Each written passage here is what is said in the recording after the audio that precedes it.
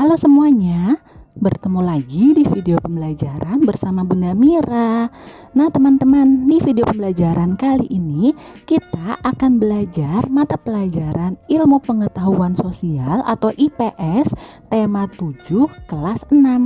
Yang akan kita pelajari yaitu peran Indonesia terhadap ASEAN di beberapa bidang. Nah, kita akan bahas satu persatu ya. Yang pertama, peran Indonesia pada bidang ekonomi. Nah, teman-teman, tahu nggak sih, konferensi tingkat tinggi ASEAN merupakan pertemuan puncak antara pemimpin-pemimpin negara anggota ASEAN yang membahas mengenai pengembangan ekonomi dan budaya antar negara-negara Asia Tenggara. Kerjasama di berbagai bidang dilakukan antar negara ASEAN. Salah satunya adalah bidang ekonomi, teman-teman. Nah, dalam deklarasi kesepakatan ASEAN tersebut dicantumkan program kerja sama di bidang ekonomi. Apa aja sih? Nah, ada dua bentuk kerjasama. Yang pertama yaitu kerjasama di bidang komoditas utama, terutama pangan dan energi. Yang kedua yaitu kerjasama di bidang industri dan perdagangan. Nah, kita akan bahas satu-satu ya. Yang pertama yaitu tadi kerjasama di bidang komoditas utama, terutama pangan dan energi. Nah, kerjasama yang dilakukan bertujuan untuk meningkatkan sistem kontrol pangan sehingga produk pertanian ASEAN memenuhi standar yang diakui dan memiliki daya saing secara internasional. Bentuk kerjasama yang kedua yaitu kerjasama di bidang industri dan perdagangan. Melalui penandatanganan ASEAN Free Trade Area atau AFTA atau kawasan perdagangan bebas ASEAN yang bertujuan meningkatkan daya saing ekonomi negara-negara ASEAN sehingga dapat meningkatkan pemberian modal dari luar negara ASEAN. Kita lanjut teman-teman ke bidang yang kedua yaitu bidang politik. Nah teman-teman, setiap negara ASEAN itu memiliki sistem politik yang berbeda-beda ya. Perbedaan tersebut membuat antar negara harus saling menghormati. Bentuk kerjasama di bidang politik negara-negara ASEAN dilakukan untuk menciptakan stabilitas dan keamanan di wilayah Asia Tenggara. Hal tersebut dilakukan dengan cara menandatangani perjanjian mengenai kawasan damai, bebas, dan netral dalam Deklarasi Kuala Lumpur pada tanggal 27 November 1971.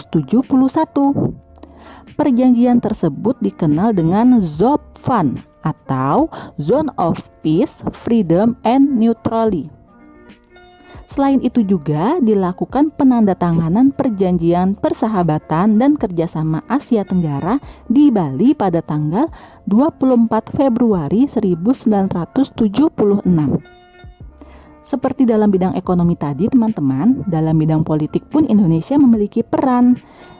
Nah, perannya yaitu yang pertama membentuk komunitas keamanan ASEAN. Yang kedua, mengusulkan pembentukan Badan HAM. Yang ketiga, melakukan pertahanan secara militer dan non-militer untuk menghadapi kejahatan lintas negara. Dan yang terakhir yaitu membantu proses perdamaian antara pemerintah Filipina dan etnis Moro. Kita lanjut ke bidang selanjutnya yaitu bidang sosial. Nah teman-teman, berdasarkan isi deklarasi Bangkok, ASEAN memiliki beberapa tujuan yang ingin dicapai, yaitu mempercepat pertumbuhan ekonomi dan kemajuan sosial budaya di Asia Tenggara, memajukan perdamaian dan stabilitas kawasan, meningkatkan kerjasama di bidang pertanian, industri, perdagangan, transportasi, dan komunikasi, serta meningkatkan stabilitas dalam bidang politik dan keamanan. Untuk mencapai tujuan-tujuan tersebut, setiap negara memiliki peranannya masing-masing. Apabila peran tersebut tidak dijalankan dengan baik, bangsa-bangsa di kawasan ASEAN tidak akan menjadi kawasan yang maju dan diperhitungkan di antara bangsa di benua lainnya, teman-teman. Nah, di sini Indonesia memiliki beberapa peran, teman-teman. Yang pertama yaitu sebagai tempat AHA Center yang difungsikan untuk pusat bantuan kemanusiaan ASEAN yang berpusat di Jakarta. Yang kedua, melakukan pengiriman sumbangan untuk korban bencana di negara ASEAN lain. Yang selanjutnya, berperan aktif dalam upaya penanggulangan, pemberantasan, penyalahgunaan, dan peredaran gelap narkoba melalui pembentukan ASOD. Selanjutnya, meningkatkan kualitas sumber daya manusia dengan memberikan sarana pendidikan dan kesehatan yang memadai. Lalu ikut melakukan upaya pencapaian kesejahteraan dan pembangunan negara-negara di ASEAN. Kita lanjut ke bidang selanjutnya, yaitu bidang budaya.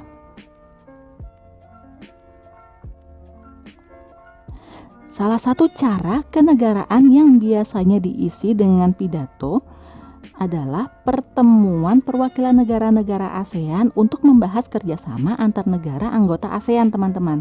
Negara-negara ASEAN saling bekerja sama di berbagai bidang. Salah satunya kerjasama dalam sektor kebudayaan.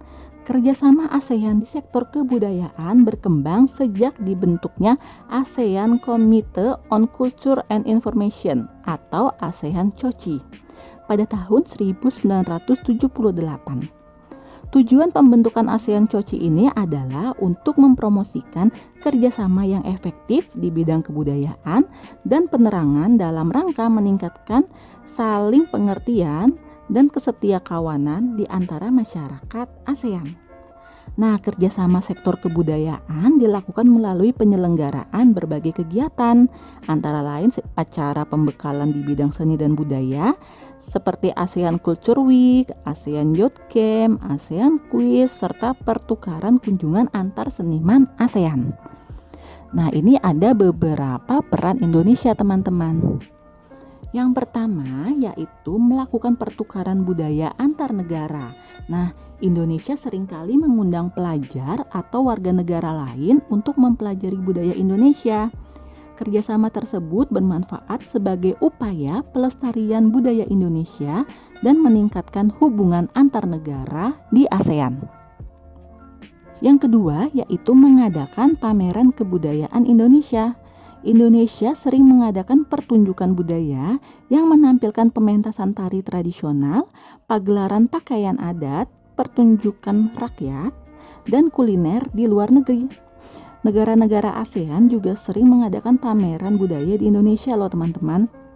Kegiatan ini bermanfaat untuk memperkenalkan Indonesia antar negara di ASEAN. Yang ketiga yaitu mengadakan berbagai festival untuk menarik wisatawan. Misalnya Festival Budaya Jember, Jawa Timur, dan Festival Bunga Chiang Rai di Thailand. Festival tersebut bermanfaat untuk mengembangkan industri budaya dan pariwisata serta menarik kunjungan wisatawan.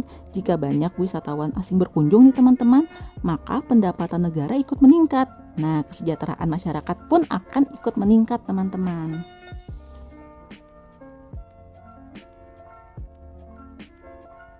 Bidang selanjutnya yaitu bidang pendidikan. Nah, teman-teman, setiap negara itu memiliki kualitas sumber daya manusia yang berbeda. Kondisi ini mendorong negara-negara di ASEAN bekerja sama dalam berbagai bidang, salah satunya dalam bidang pendidikan.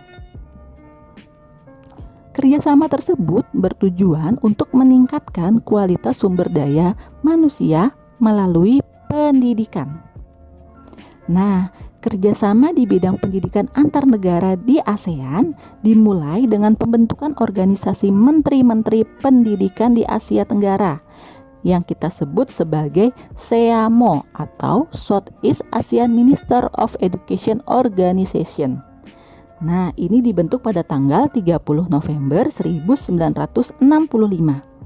Kerjasama pendidikan tersebut dilaksanakan oleh Komite ASEAN, teman-teman. SEAMO bertujuan untuk meningkatkan kualitas sumber daya manusia agar memiliki daya saing yang baik di tingkat negaranya maupun tingkat dunia.